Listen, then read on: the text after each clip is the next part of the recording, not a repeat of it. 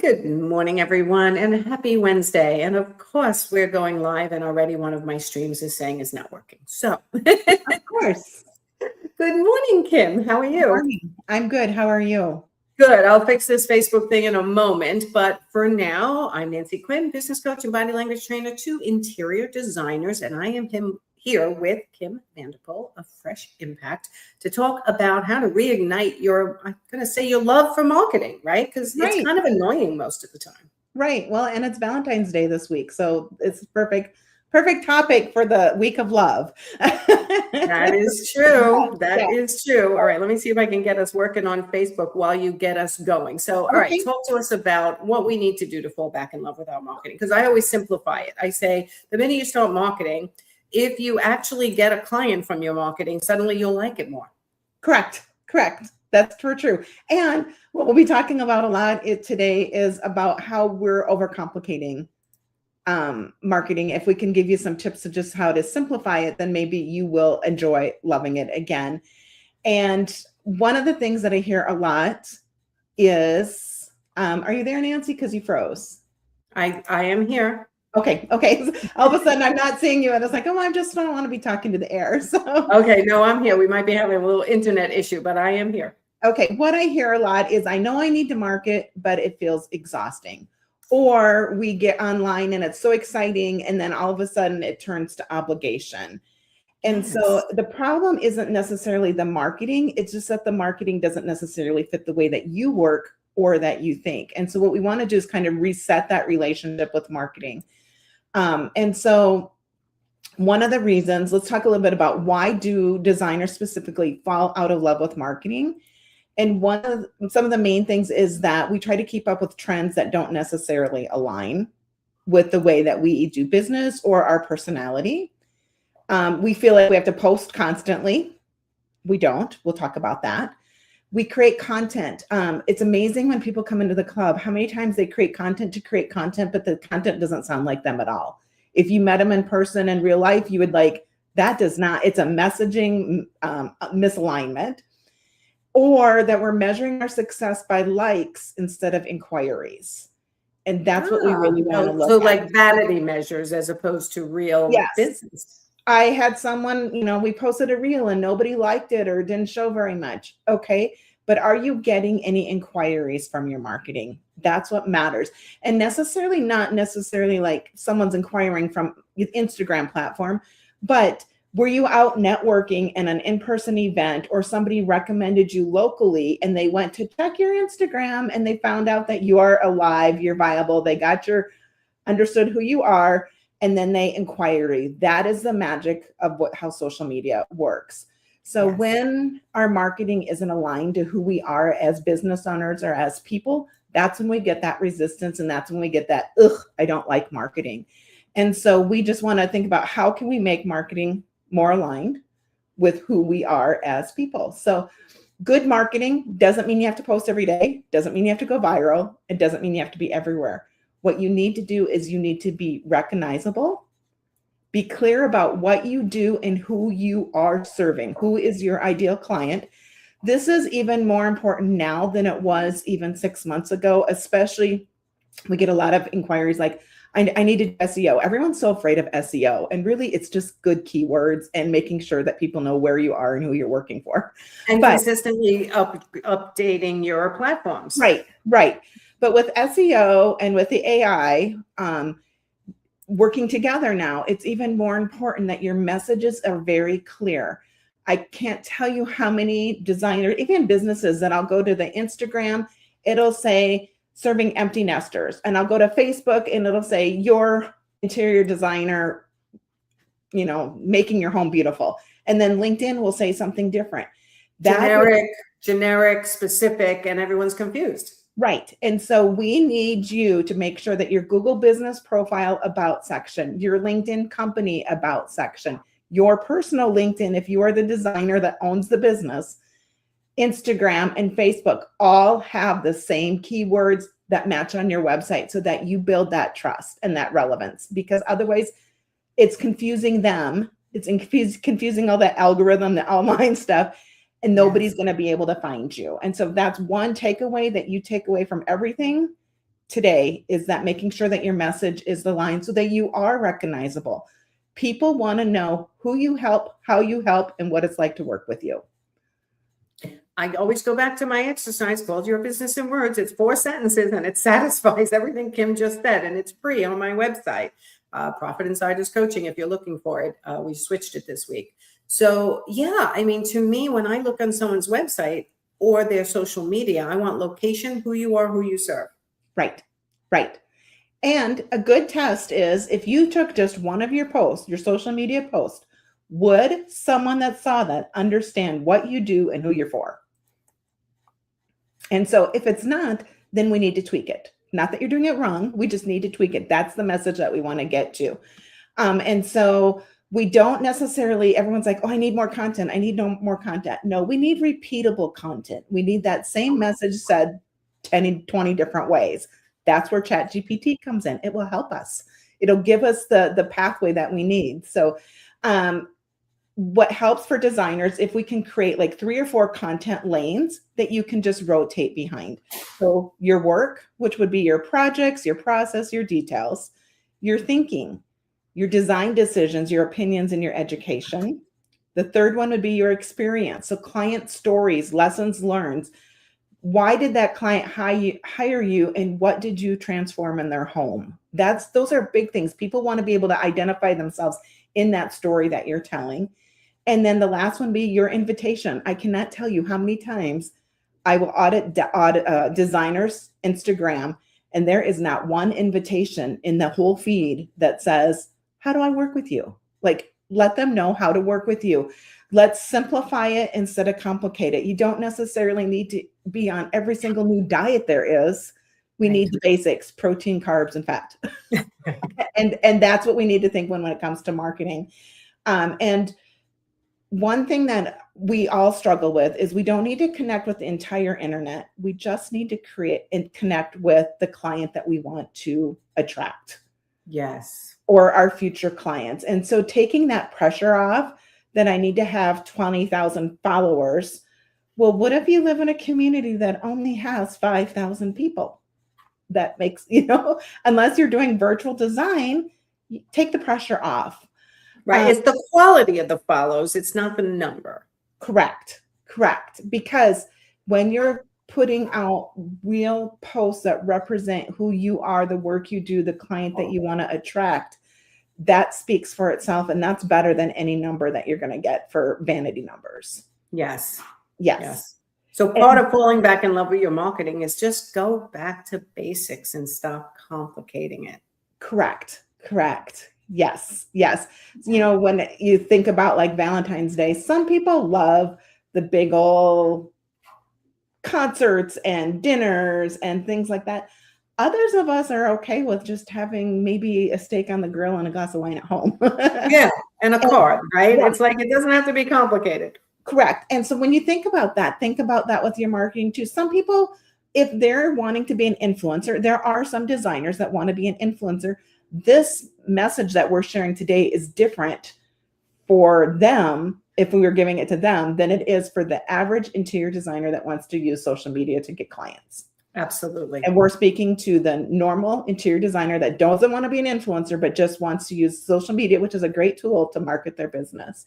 Right. And to become the expert in their field, in their local market.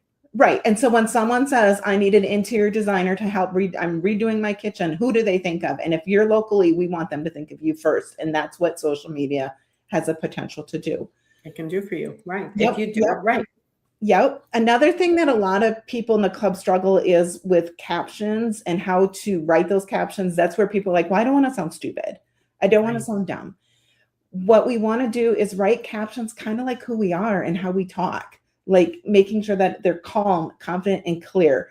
We don't, sometimes you'll see where people try to be cute and use these metaphors and stuff. If people have to understand or have to think about what you're trying to say, you've lost them. I was on a site yesterday for a consult or a discovery call, and I put it into ChatGPT and I said, can you help me understand what they do? And then, so ChatGPT wrote it out, and I go, well, so am I stupid for not figuring this out? And it said, no, you're a good marketer for them, because if you can't figure it out, nobody else can. And Perfect. so that's the same thing. Like, it's okay to take your marketing, what posts you posted, your website, and ask your friends, your family, your colleagues, do they understand who you're getting to and what you're targeting? And is your message clear, confident, and concise, and that they're getting that through there? Clear, confident, and concise. The 3 C's. We have a question from Marcy. So I put it up on the screen from LinkedIn, which we're streaming onto LinkedIn as well. So how do you address the sheer volume of content out there? It seems views are super low unless you pay. This is a question a lot of people have, and I really don't want any of my interior designers paying for marketing in the beginning until they're doing everything they can do themselves for no money, time versus money. But how would you answer this? Because I have my own version of an answer on this one, but what do you think? And so if you're following any of the influencer, any of the people that own the platforms, they're all saying right now, 2026 marketing is definitely changing because of the sheer volume of content and the content that is AI. And so, and how real some of the AI is really, it's going to keep looking more and more real. So eventually somebody could take our conversation here and make a video of it and throw it on Instagram someplace, and people won't. Don't anybody do that. I'll catch you. But they won't know if it's really you or I or anything. So what we're recommending is like, it's hard to shut out that noise. Yeah. But still show up authentic and real, and then engage with your audience. That's a key that necessarily AI can't take from us. So if you can engage with who you want to work with, show up and be authentic, be real, leave comments, follow the people, and try to stay kind of in your marketing bubble, if that makes sense. Yeah. And I also think this is a matter of, there is a tremendous amount of content out there. I agree with Marcy, and it's getting ridiculous. So how do you distinguish yourself? You have to take your personality into consideration. Like Kim is saying, who are you trying to target and what type of messaging connects with them? In my audience, the videos really connect. In most audiences, videos are connecting. So it could be a matter of Marcy has yet to do video, let's say, because she doesn't want to, or it's not her personality, or it's hard for her. She's nervous. And I don't know this for sure, Marcy. I'm just giving some examples for the other people who are listening. And that's very intimidating, right? To not be able to do video, yet video is the thing that's stopping the scroll the most. So isn't it just a matter of getting very creative in the imagery? Like, I did something so simple the other day, and I teach this to my academy designers. If you see a video that's simple, that you feel like I could do that, and I just change the messaging or the words, save it on your phone and then try it. I saw a very simple, the girl literally turned sideways and turned back, and then on the side it said, that's me thinking about blah, blah, blah. I'm like, oh, I could do that. I took a video of me, took it away, looking back, and then we added some words on the screen, and that was a reel. Like, take inspiration from other people on the simple things you also think you can do. If it stopped the scroll for you, it might stop the scroll for someone who you're trying to reach. Correct. And one tip, if you are afraid, because designers are afraid to be on video. Yes.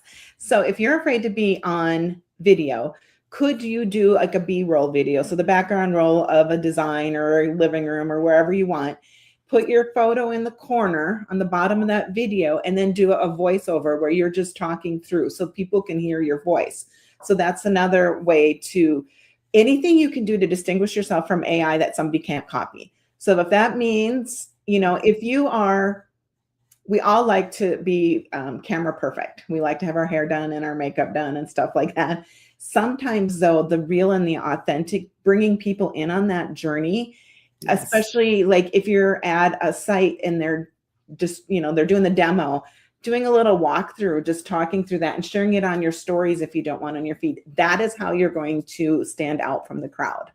Yes, definitely. Yes. I just think falling back in love with your marketing means you have to have a little fun with it too. Of course. Of course. Right? You got to Yes. have a little fun with it. Like, and it's fun for me to try new things. Sometimes when they fail, I don't think it's so fun, but then I try it a couple more times and it works. So I filmed 3 videos yesterday. It took me 6 times. I think people don't know that when they see someone who's experienced on video, they think, well, they must just bang that out easy. No, it still takes a little bit of effort, but not as much once you do it a few times. And that's why your Get It Done Club is so good for everybody, because you're teaching them the simple tools and you're allowing them to practice and come back with questions. Right. Yes. Yes. And I like that you said, have fun with it, because I fell into this trap is like, I was like more of a serious person when it was presenting on, but really I'm kind of funny and I do really silly things sometimes. Right. And I'm finding that when I share my little silliness is when I resonate best with my audience. And so, good point. Right. Don't be afraid. Like if you're a designer and you find inspiration from reading books, like you're a big reader or you love coffee. There's a gal I was listening on video today and she loves coffee. Sharing that makes it real, makes me identify with her. Like, oh man, I like her already because she likes coffee and I like coffee. And so not being like, we want to see your beautiful portfolio images, but they do become lost in that sea. So how can you make it stand out that it's a little bit different? It's you. So what kind of creative can we create that makes it stand out a little bit better?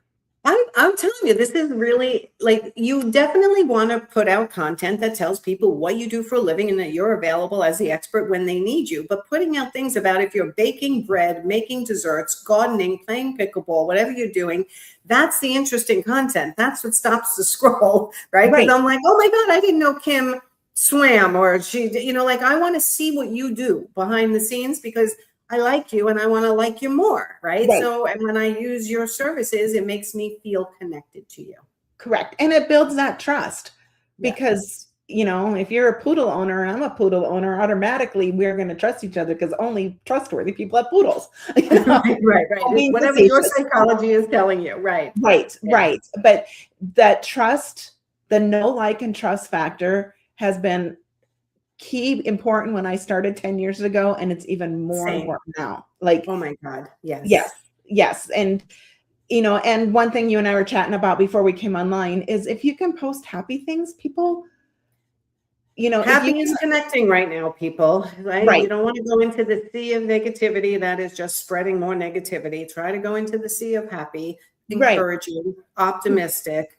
If you're a designer and you add a floral centerpiece to a table of a client, take a picture and just say, isn't this a great way to brighten up your day? People love it because it's a reminder that even if I didn't hire you, I could go pick up a bouquet of flowers and brighten up my home. So funny you said that. I did that yesterday. I just was like, I want flowers in the house. I haven't had a real live plant in the house in a long time, right? It's funny, but yes, that's sharing the behind the scenes and then making sure your business posts are clear as to what you do, who you help, where you're located if you're a local business, like as the designer example. Oops, I keep taking off the wrong things on the screen here. And having fun with your social media again, because fun connects with people and people want people in their house who they enjoy their company. If you're stiff and stodgy and never showing any personality on your social media, I say it's less likely that you get hired by your ideal client. Correct. Especially on the social platforms, because we forget social is social. Like, be social on social media. Yes. Great tool. Yes. Great tool. But let's take away that pressure, offer more clarity and consistency. All right. Did we miss anything there? I don't think so. No. All right. Tell everyone where to find you and a little bit more about your services. Okay. So you can find me at freshimpactllc.com. We offer full service management, or our favorite love is to teach people how to do it. Is it freshimpactsocialmedia.com? Yes. Okay. Yeah. Either way, you'll find us both places. We make it super simple. Our main focus is we want to make your social media simple and that you do love it. And whether it is full service or helping you through the Get It Done Club, where we meet 3 times a week, have open office hours. I answer your questions. So I'm kind of like your coach, your trainer, your cheerleader, whatever you want me to be. Just get it done. That's why it's called the Get It Done We want to Club. help you get it done and make it simple so that marketing is a piece of your business. It's not all of your business, that you can really do what you're designed to do. Yes. So if you don't want your marketing, social media marketing particularly, to be your nemesis of your business anymore, join the Get It Done Club. Get into on Kim's calendar at freshimpactsocialmedia.com and learn how to do it simply and sustainably so that you can have the consistency. Because without the consistency, someone's going to go to your social media and go, are they still in business? They don't seem to be posting. Or they're going to look at your social media and go, it looks like shit. And if they can't keep up with their social media, how do I know they're keeping up with their business? Like, I'm afraid to hire them based on what I'm seeing. So we don't ever want that to happen.